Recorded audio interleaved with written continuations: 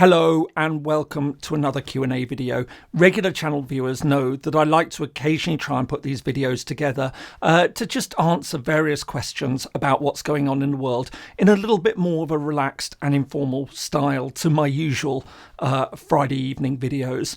I hope you enjoyed if this is the first time you're watching, and if you're a regular viewer, thanks so much for joining me again and welcome back. Before going any further, I'd like to say a huge thank you, as always, to everyone who supports the channel by watching the videos, by liking the videos, by commenting on them. But I'd like to say a special thank you to everyone who supports the channel through channel memberships here on YouTube or else via Patreon. This makes a huge contribution to the channel and helps to cover many of the costs associated with it, such as equipment, software, news subscriptions and things like that. So really, thank you so much to everyone who does really help out like that, and it does make a huge difference. And for anyone who isn't already signed up, who might like to help contribute to it, I've put links in the description below to both YouTube membership and to Patreon. Anyway, thanks so much once again to everyone who helps to make the channel what it is. And let's get started. So the first question comes from Gage Tollin writes, how likely do you think the dissolution of the Russian Federation is, and what could it look like? This is such an interesting question. I think it's something that a lot of us have been thinking about a lot since the start of the war in Ukraine. I think there's several ways that we can look at it. I think we can look at it as a practical political question. How likely is it that we're going to start to see separatist movements emerging in Russia? And I'll talk about that in a little second. But I think there's also a much bigger question at stake here, which is one that, given my interest in sort of decolonization, the emergence of new states, secession, really I find particularly fascinating, which is this idea that we've got very used to the idea of thinking of decolonization as a process that affected various European powers in the 1950s, the 60s and the 70s, that you had countries such as Britain, France, Portugal, Netherlands, Belgium, which had all these overseas colonies, and they were persuaded after the end of the Second World War, and as I say, this process in the following decades of decolonization, of relinquishing these territories and handing over to independence. And I think one of the things that's really stood out in the debates that we're seeing at the moment over Ukraine is the thought that maybe we had left Russia out of this whole debate about decolonization, that we'd sort of overlooked that Russia itself is in many ways a colonial entity, that this was a country that, and remembering, of course, before the Russian Revolution, we would often even now refer to it as Imperial Russia. So this is a country that emerged from various successive waves of colonization. But what set it apart was that, unlike colonization that took place amongst the other European powers, where they effectively went overseas, quite literally overseas, to Africa, to Asia, and started colonizing countries and territories there. Russia just simply, through a process of accretion, took on lots of territories in its borders. And we can think of this stretching all the way over to East Asia, but of course Central Asia as well. And I think that we hadn't really considered Russia in those terms, but I think that there is now much more of a debate about this, that maybe we should have considered this in that sense. Now, I realise that this creates all sorts of questions and issues, and this is certainly something I really, really want to come back to in another video, and I've been thinking about it for quite a while now, so I'll try and do that. But of course, there's also the immediate question, which I think is probably what you were thinking more about, which is how likely is it that we could see, with developments in Ukraine, uprisings elsewhere in the Russian Federation, and what that could lead to. And I think at the moment we have to be very cautious about that. I don't think that we're getting any indication, certainly on the outside. Now, we can question about what we know about what's going on in Russia at the moment and the level of public opinion about the war and what sort of effects that's having, especially in the further flung parts of Russia, where the casualty rates might be much higher, but also it's much more difficult for us as outsiders to get an accurate sense of what the debates are that are taking place in all these towns and villages, that's going on across Russia. But at the moment, I don't think we're seeing any indication that we're going to see the breakup of Russia. But it will be really, really interesting to watch this. And obviously, so much is going to hinge on what happens in the coming months and potentially the next year or two, and what happens with the war. If it continues to go badly, if it looks like Russia is weakened, if you get more and more anger in various parts of Russia about the death toll, the casualty rate, that these are communities which have been disproportionately affected by the war, then I think it'll be interesting to see what happens. And of course, there are also some particular hotspots that I think people will be looking at. So, I mean, the obvious one is Chechnya, of course, and that fought 2 bloody wars against Russia before it was effectively subdued. And Putin made sure that, you've got a local warlord, Ramzan Kadyrov, who is, who took over and looks to be loyal to Putin. But of course, anything can happen there. And I think that will be a really, really interesting situation to watch. So I think, what we're talking about is a really fascinating question, not just about the here and now politics of whether Russia could break up, but also more broadly how we think about Russia as a country, that, it falls into this very, very strange grey zone in international relations between what we would usually consider to be secessionist issues in Russia of territories within recognized countries trying to break away, and decolonization. And we've always thought of it much more in terms of the former, the secessionist aspect.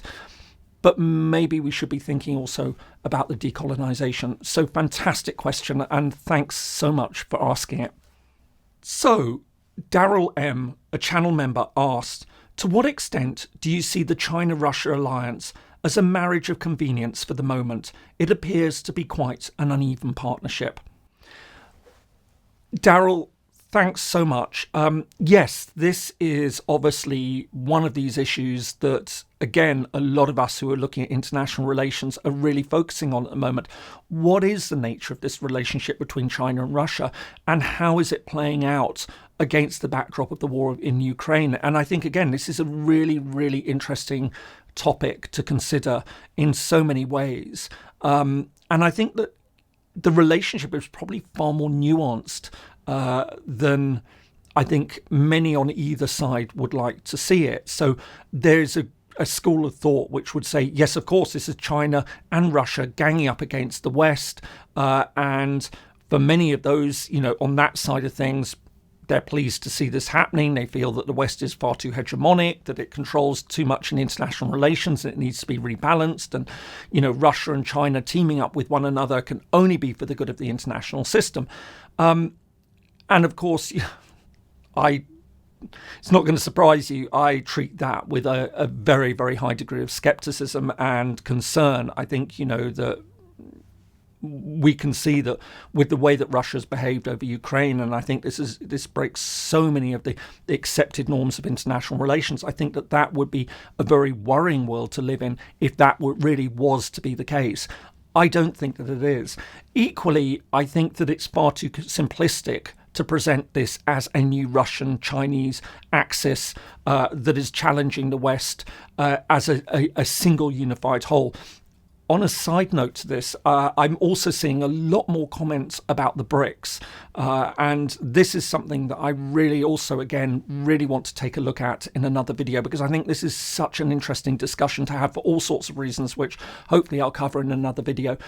But again, I think that idea of sort of saying that Russia and China are aligned in some way is also very simplistic. That I think what we're seeing here is certainly a fundamental shift in China's significance in many ways on the world stage, and that Russia is a useful partner to have at the moment as it pursues that. But that doesn't mean that Beijing is in fact aligned with Moscow, or I think actually fundamentally supports the war in Ukraine. I think that it's probably, as many others have pointed out, probably fairly embarrassed about it. I don't think that it has thrown its support behind Russia in the way that some would like to think it has. I think it's been very, very cautious on that, and it will have been told in no uncertain terms by many Western countries that this will be a red line, that supplying significant amounts of lethal weaponry to Russia will be crossing a boundary, that the message has gone out to Beijing that Russia has made its bed, it's crossed the line in terms of invading Ukraine, that this is a violation of sovereignty, something that China, by the way, makes a great play of in the UN and in the Security Council and in the General Assembly, often says that, territorial integrity, respect for borders has got to be sacrosanct, partly, of course, because of its claim over Taiwan. So I think China is rather embarrassed then to be seen in any way to be endorsing what amounts to a Russian land grab. So I think that it's a very, very interesting and complex relationship that we see between Beijing and Moscow. And I certainly don't think that it's as strong as many would like to think it is, again, on either side of the debate. And of course, I think the other thing to bear in mind is that the war, to a certain extent, can be good for business, but a war can also be very bad for business. And I think China will be very carefully balancing this as it looks at the situation, that it will be thinking, right, okay, what are the material benefits to be got out of this? But if it pushes too far, if it starts to see a backlash in Western markets, then I think that it will pay a heavy economic price. So I think there will be a lot of caution in Beijing about what's going on, and Chinese policymakers will be thinking very carefully. And it is a far more balanced assessment of the situation and where its allegiances lie than, as I say, I think on either side of the debate, either the pro-Russian or the very pro-Western view takes at the moment on Beijing's role. So, Anarismo 10 asks, can we expect the United Kingdom to open EU accession talks within the next 3 years, maybe right after elections, as the current polling shows a majority pro-EU? Anarismo, thanks a lot for that question. And of course, regular viewers know very well what my views on Brexit are, that I always thought that it was a huge mistake. And as much as I like to try and take balanced views on situations, this is one of those things which, partly because it's very personal, but partly because all the weight of evidence said that this was going to be a disastrous mistake, and so it has happened. It has been a disastrous mistake, and I think that now is really catching on across British society, that all the polling is showing that more and more people are turning against it. But you've still got a significant hardcore of about a third of the British population, or more accurately, I would say probably a third of the English population, because this was predominantly an English vote, that still supports Brexit, at least openly, although I can only imagine that in private more and more are questioning it, as they are now starting to see the effects of it. You cannot hide this anymore. You can no longer blame this on COVID. You can no longer say that this is about the war in Ukraine. The evidence is all there that Brexit has done enormous damage to Britain.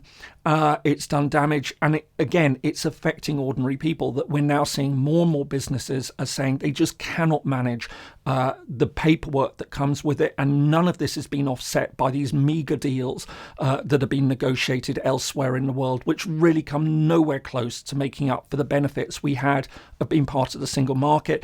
That more and more Brits, as they travel, are finding it more difficult to do so. Many people who might have wanted to retire elsewhere in Europe, now that has been closed off. More and more countries are making it incredibly difficult and costly for British people to be able to pick up and move over there. And we're seeing this with students, that their future has been affected as they might want to. So we've got all of this evidence coming out. So on the one hand, people would say, well, it's obvious then that the next step has got to be reapplying for single market to start rebuilding that relationship with the European Union and eventually rejoin. And as much as I want to see that happen, and as much as I like to think that that will happen, I just don't see it happening in the next few years. And I think there are several reasons for this. And there was a really, really good piece that came out in the Financial Times just the past couple of days, which said that there's a world of difference between people coming to terms with the fact that they made a mistake and people being told you made a mistake.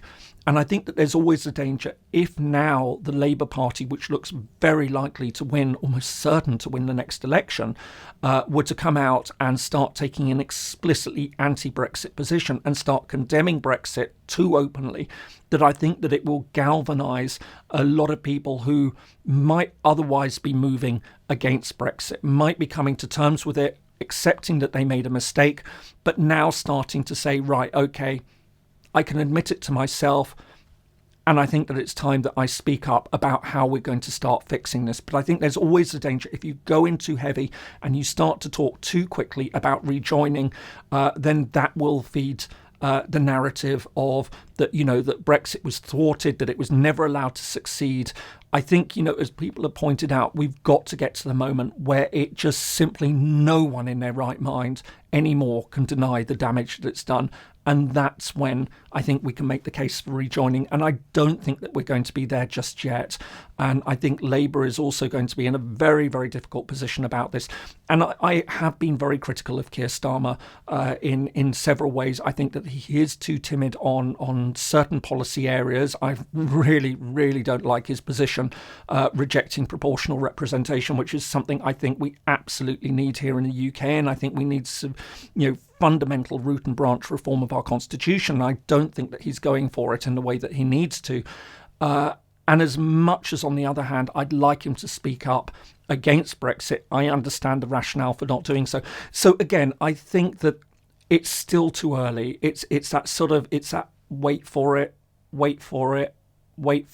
now moment in British politics. And we aren't there yet, but again, I've never hidden my view that I think Brexit is an utter disaster, and I think it's doing huge damage to Britain in every conceivable way, politically, socially, economically, diplomatically. It's had a terrible effect, but I don't think we're quite ready to make the case for rejoining as yet. We just need a few more people to get over the line and understand and start speaking up, because the most powerful voices for rejoining will be those who voted leave and are now saying, I was fooled, I was conned, this was not what I voted for, this was not what I expected. I can see now that we are better off in the European Union, and we were fed a pack of lies about sovereignty and independence and all that. Let's get back in. But it takes those voices, I think, to be won over and speak to the other levers, which will be crucial in this. So I think we're going in that direction, but I don't think we're there yet. So when Long Anne asks, what is your opinion on the argument the ends justify the means? For example, in El Salvador right now, there are alleged human rights abuses despite a perceived improvement in the gang situation. This is such an interesting question, because I think this is something that all of us who look at politics, look at international relations, we do have to grapple with. And it's not always as simple and as straightforward as we sometimes might like to think it is. And again, it's one of, like so much else, when we're talking about politics, international relations, you can have very polarized positions. And I tend to like to try where I can to sort of see where both sides are coming from. That doesn't mean sit on the fence and say, I can see both sides of the argument, I'm going to sit this one out. Although I do sometimes obviously say, look, this just really, I don't feel I can come down on clearly on one side or another. But I think on this question, it's so interesting to see that after I made the video about El Salvador and about the gang violence, where I highlighted the fact that there have been a number of concerns expressed about the way that the El Salvadorian government or the Salvadorian government has cracked down on these gangs and severely curtailed human rights abuses. that I had a lot of responses from people from El Salvador that made a very good point about the fact that these gangs were utterly destructive, that they were blighting life in the country, and that while the president's steps are certainly heavy-handed, and I think we can say with certainty that violate human rights as we would understand it, have nevertheless brought about important results which are improving the quality of life for ordinary citizens. And you then find yourself grappling with a very, very thorny set of moral questions, because I think there's always the danger. We say, well, look, as you said, ends justify the means, that, for the sake of curtailing the human rights of people who are criminals, that we're allowing non-criminals, ordinary citizens, to have a much better quality of life is certainly, on the face of it, a no-brainer, that, criminals forfeit that. But I think one's always got to be reminded of the fact that, there is the slippery slope argument, that we have human rights for a reason. And it's not just about saying this is here to protect the criminals. I think it's also about bearing in mind that human rights norms, human rights legislations are about protecting society, are about protecting us against politicians. Because I think there is always a danger, and obviously isn't the case in every situation, but there is a danger that once you start to bend the rules in one facet of life, you start to bend it in others. And that then there is a very real risk that we could move into an area of tyranny, of autocracy, where human rights, right, okay, we did it with this group, let's start, let's take a tougher approach on that, and it just snowballs out of control. So I think you get to a very dangerous situation if you're not careful and you don't sort of really think long and hard about what it is that you're doing. I think there are ways that you can potentially tackle this in a way that will still respect the rule of law, that, you bring in other parts of society, other checks and balances into the system that will allow you to do this, to give some important democratic and judicial oversight to some of these actions. But I think, more generally speaking, this is a really, really interesting and important question. And El Salvador, as strange as it may seem to many viewers, that this small Central American country is really setting a very difficult set of problems. But like so much else in international relations, sometimes it's the extreme ends of a particular case that might be taking place in another part of the world, which can actually get us thinking much more seriously about some of the things that we're seeing in our own backyard, in our own countries. And of course, the human rights argument is a very, very important discussion that we're having here in Britain at the moment over questions of immigration and asylum, and the British government's policy of stopping the small boats that are coming across the channel, of then sending people who want to claim asylum to Rwanda for processing. All of these things which, again, for many people in Britain might seem to be, well, this is logical, this is right, but actually break fundamental human rights practices. And there is a concern that once a government feels empowered that it can start breaking human rights practices in one area, there's always the danger that it'll think that it can do it in others. So I think we need to be really, really careful about this. But I am certainly open to the discussion and understanding how, this is not quite as simplistic as people on either side of the debate might want to present it as being. So Brett Warren, a channel patron, asks, do you feel like having a good understanding of international frameworks can sometimes limit your ability to make accurate predictions? Brett, thanks so much for this, because I think this is a fascinating question about sort of that challenges what a lot of us who work in international relations, and especially those of us more at the policy end of side of things, who look at what's going on in the world and try and make sense. This is something that we often think about, and I think my ways would be to say that, look, of course, none of us have crystal balls, that none of us can look into the future and know exactly what's going to happen. And we'd be crazy to think that we can do that. I think where a lot of us who work in international relations and on the policy side of things would argue our value in the debate is to say we know a lot about particular situations. We're often grounded in history, and hopefully, therefore, we can help make sense of a situation in a way that somebody who might be very new to a country or to a particular set of circumstances wouldn't know, and help to explain it, help to put it in context to make sense, that then might close down certain options or open up certain options for where a particular situation can go. So I think it's really important not to pretend and not to present ourselves as knowing where something is going to go, because we can't possibly know for certain. In the vast majority, sometimes you might come across a situation where you can say with 99% certainty it's going to go in this direction, Brexit. But I think that on the whole, it's a lot more complex than that. So I think my sense would be that my knowledge of international relations and frameworks is not there to sit here and say, this is what's going to happen. It's really to try and say, this is what happened in the past. This is an incident that's happening at the moment. And here's how it could potentially play out. And of course, then open up the debate. And this is one of the things I absolutely love about doing the channel, is that discussion that comes in, when I post a video, to see the comments from people who will come in and sort of say, look, yeah, but have you thought about this? And I never object to those comments at all. I love to receive them. I love to get those sort of comments which say, look, you know what, thanks a lot, really interesting. But I think on that particular point that you were wrong because X, Y, and Z. What I don't like, and I've said many times, are the people who are just plain abusive, that will just simply say, you're an idiot, you don't know what you're talking about.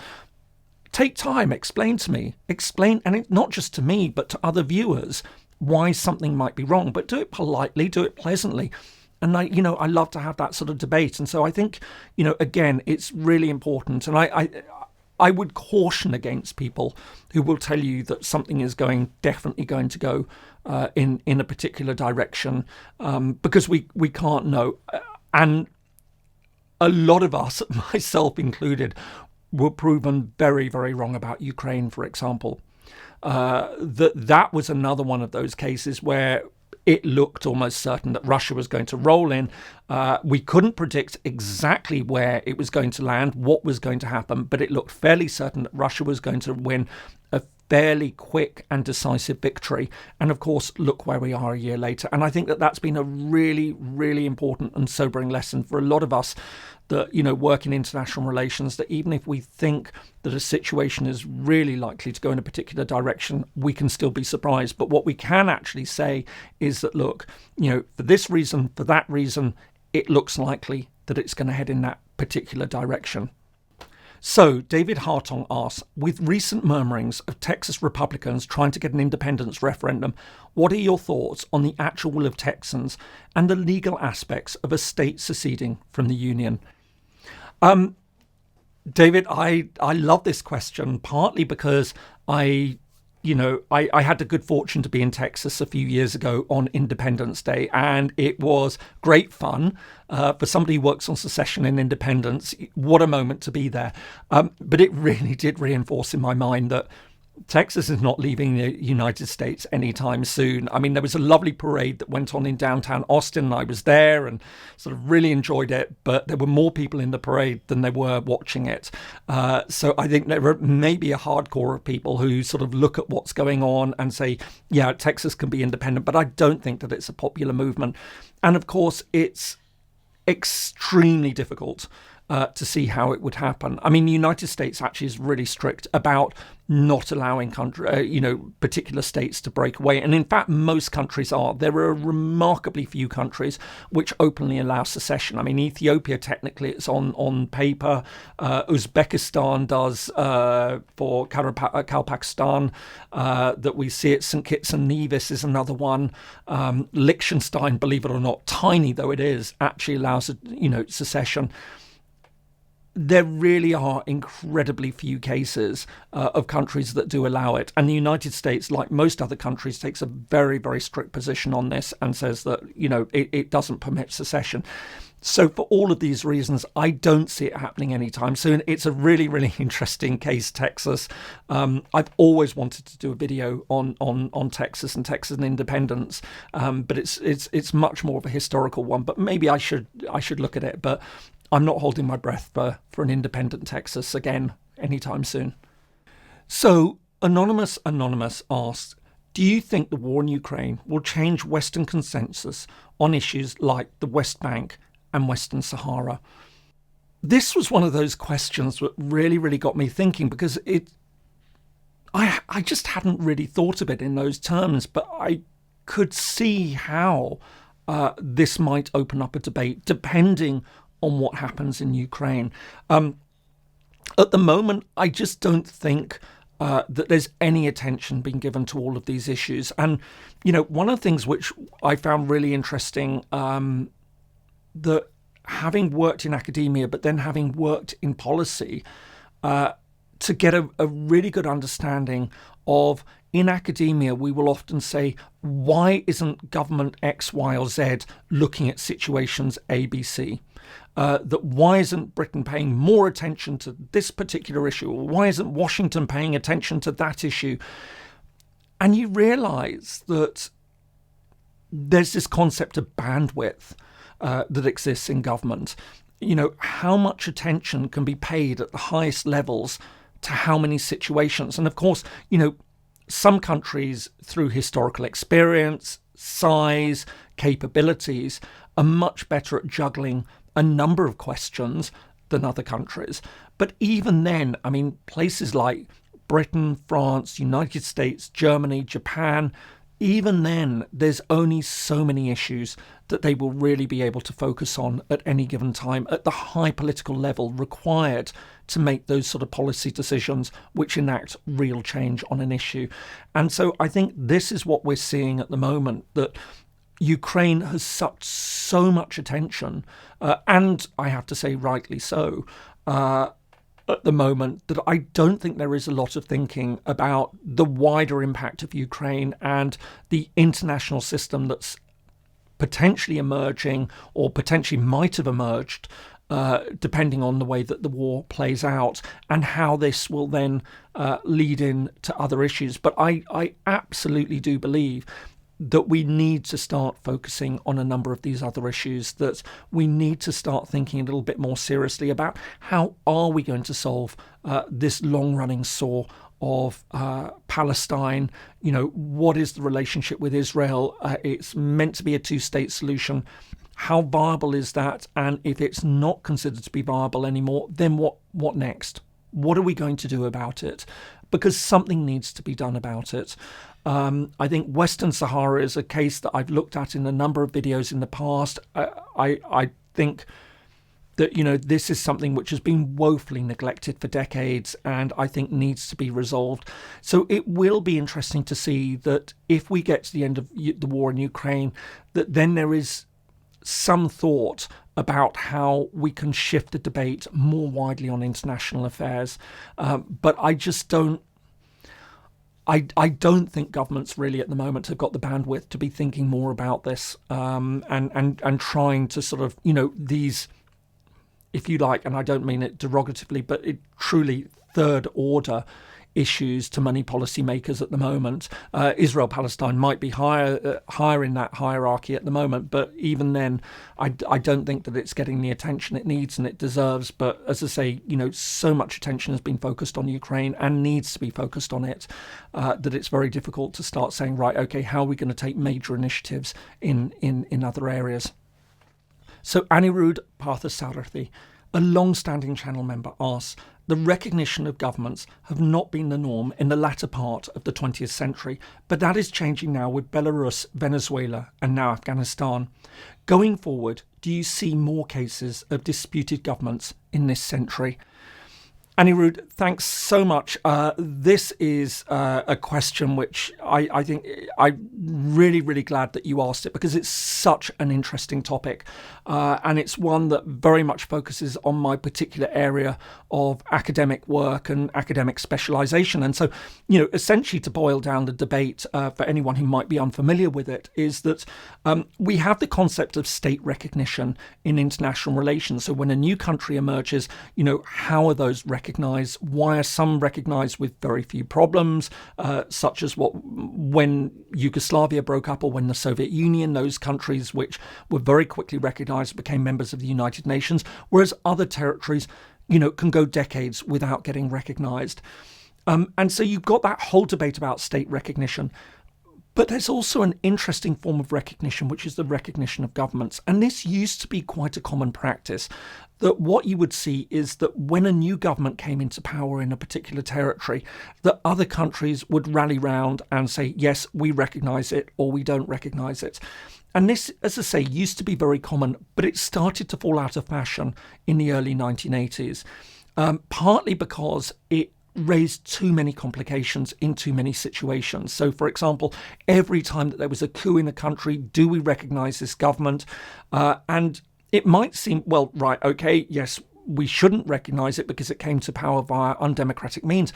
But there could be all sorts of spin-off effects. So, for example, if a country had major, mining interests in that country, and then it said, right, we're not going to recognise this government, is there the risk that its employees would be taken hostage, or you'd start to end up with all these sort of unforeseen circumstances and consequences of taking a decision one way or another? So what we saw is that countries moved away from it. They said, listen, we recognise state X, but we're not going to get into the habit of saying every time that there's a new administration in state X, we're going to recognise or not recognise. We're just going to recognise it. What we'll do is we'll engage, or we won't engage to a greater or lesser extent with a particular government, depending on the circumstances, but leave the latitude open to make a decision, about how to have that policy flexibility, if you like. But what's been really interesting is that over the past decade, we've seen a shift in that. We've seen tentative, and I think more and more moves towards going back to that old idea of offering up formal recognition to governments. That we sort of saw it to a certain degree with Syria. It was a little bit more complex because there are actually other forms of recognition. So there's, recognition of insurgency, of belligerency, which cover issues to do with conflict and uprisings.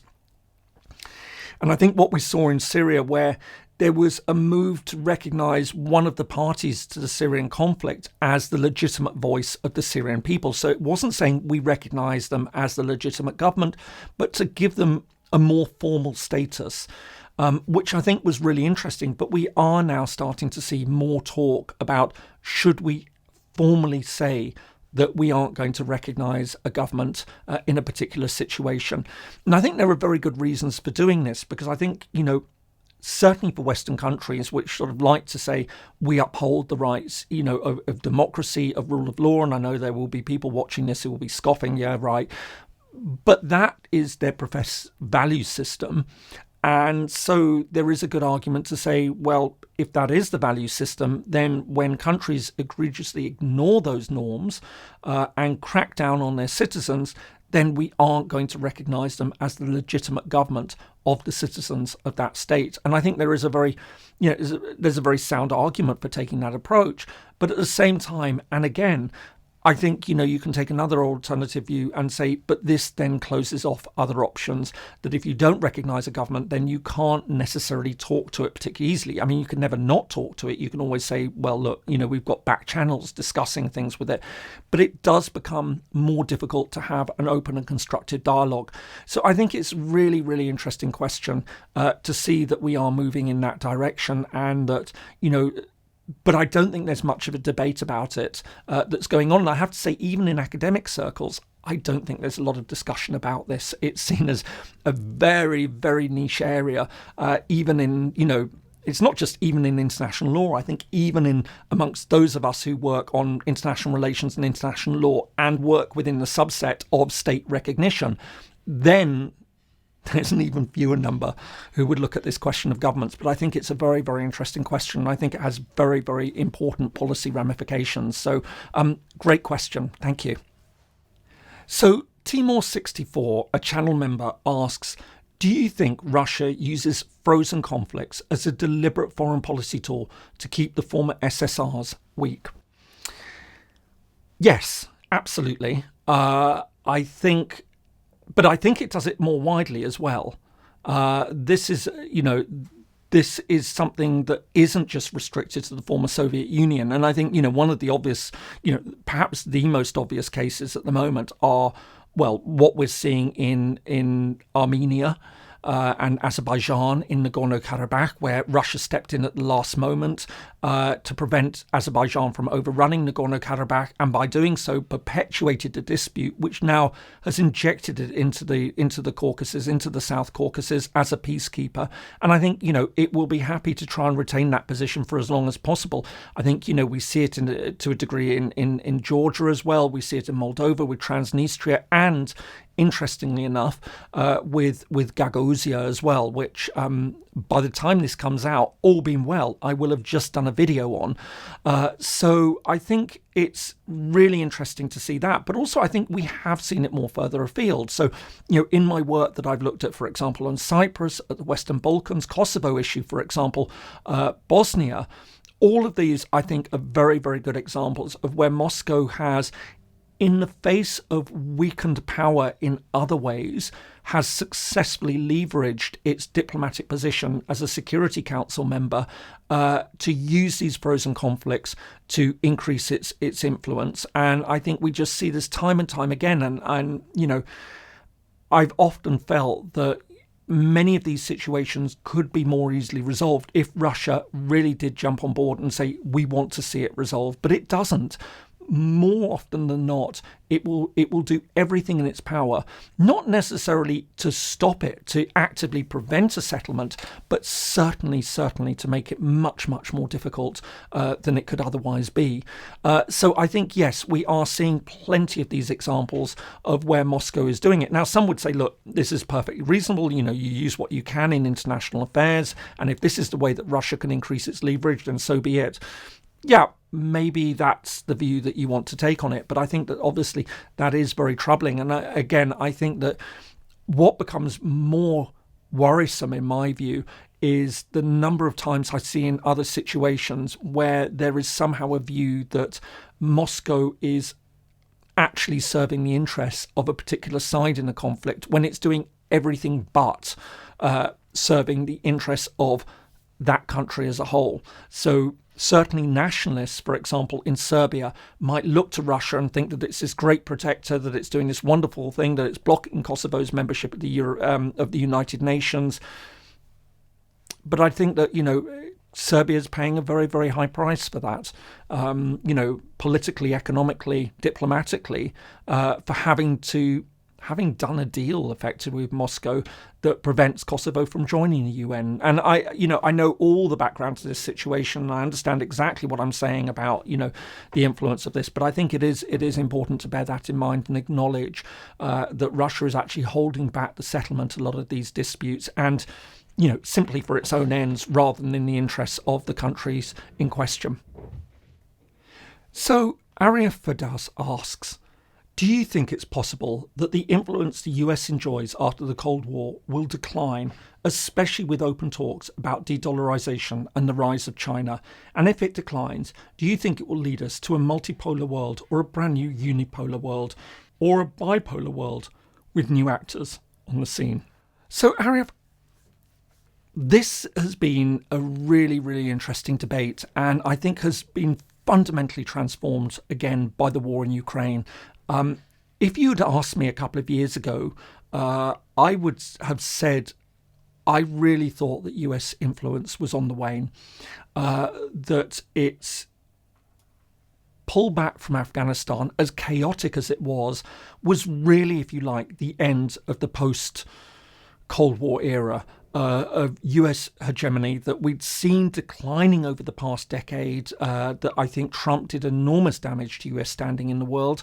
But I really felt that the US was we were moving very, very quickly into a new world order of some sort, which was going to, it was not clear where it was going to go, but it wasn't going to be led by the United States. And I think the war in Ukraine has really, really transformed that debate, that it has galvanized the European countries into understanding that they have a collective degree of security and that the United States is still a pivotal actor in all of that. I think at the same time that with everything that we've been seeing in China, in the Pacific, China linking with Russia, even though, as I'd mentioned, I think that that's a much more interesting and dynamic relationship than we often realize.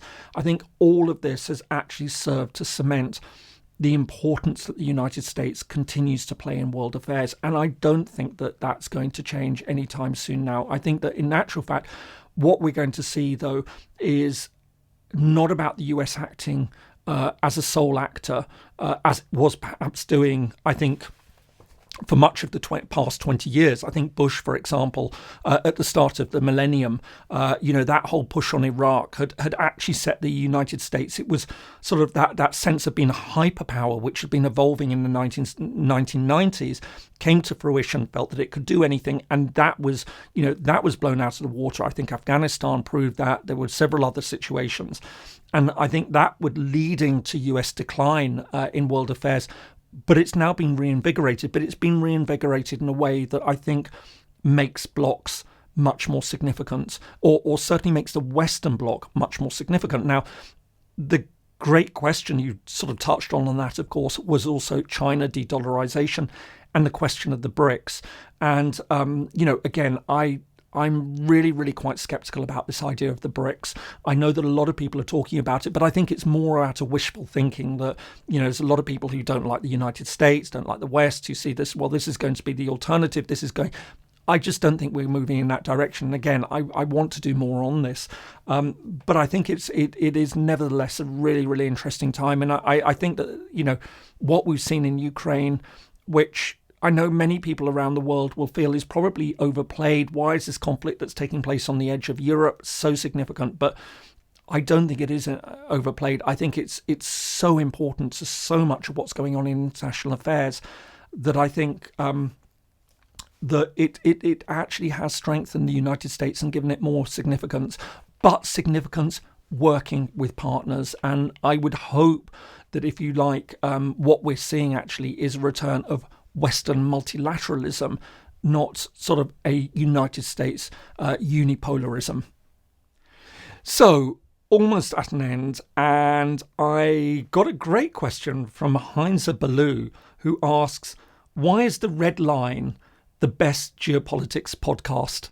Heinz, this is a really, really easy question to answer. For anyone who doesn't know it, The Red Line, and I know this is a little bit unorthodox to be sort of giving talking up, other geopolitical channels, but I think it's really great to be able to do that and recognize, where really good quality lies elsewhere. And The Red Line is brilliant. I am a huge fan of it. I've appeared on Red Line on a number of occasions. Michael Hillard, who is behind it, is fantastic. Real expert on Central Asia and the Caucasus, by the way. But I just think it's a great channel, and it's for anyone who doesn't know it, The Red Line takes an issue and interviews usually 3 leading authorities on a subject to discuss different aspects of the issue. It's a fantastic podcast. They are also on YouTube, but I think their bigger following is certainly on the podcast, and I would really, really recommend it to anyone who wants to get a deep dive. And very often I find that I get a lot of inspiration on, topics from Red Line. And I know that it works the other way around, that sometimes they'll see my short videos and sort of say, let's go deeper dive on this, which I think is absolutely brilliant. So highly, highly recommended. So I'm going to give a real shout out to The Red Line. Do check it out. I'll put a link above onto their channel, and I'll try and put one in the description below. Unfortunately, I think that that's probably it for today. As always, there was so many great questions, and even just going through, I'd done a short list, and I've shortlisted the shortlist for the questions I've answered. I really wish that I could have done more, but I am planning on doing another one relatively soon. In fact, doing a couple relatively soon. So do keep posted. I tend to put the call for questions on the community tab. I will try and answer a few in written form if I can get around to it. But again, thank you so much, and a huge thank you as ever to everyone who watches all my weekly videos. Comments on them, likes, subscribe. It really makes a huge difference, and I love doing the channel. It's a lot of work that goes into it, and I get a fair amount of abuse, as many of you know. But I do hope that it is interesting and useful, and I hope you also enjoyed this sort of more personal Q&A. As I say, these are always videos that I love to do. And also, if you've got any topics that you want to see me do, drop them in the comments below. Always pleased to hear. And I have to say, you'd be surprised how many of the videos I do actually do come from viewers who give me a heads up on a particular situation, say, look, could you do something on this? It really, as much as I would love to be able to follow everything going on in every country in the world, it's just impossible. But, to be given those reminders or those heads up on a situation is brilliant. So please keep it coming. In the meantime, thanks so much once again, and see you in the next video.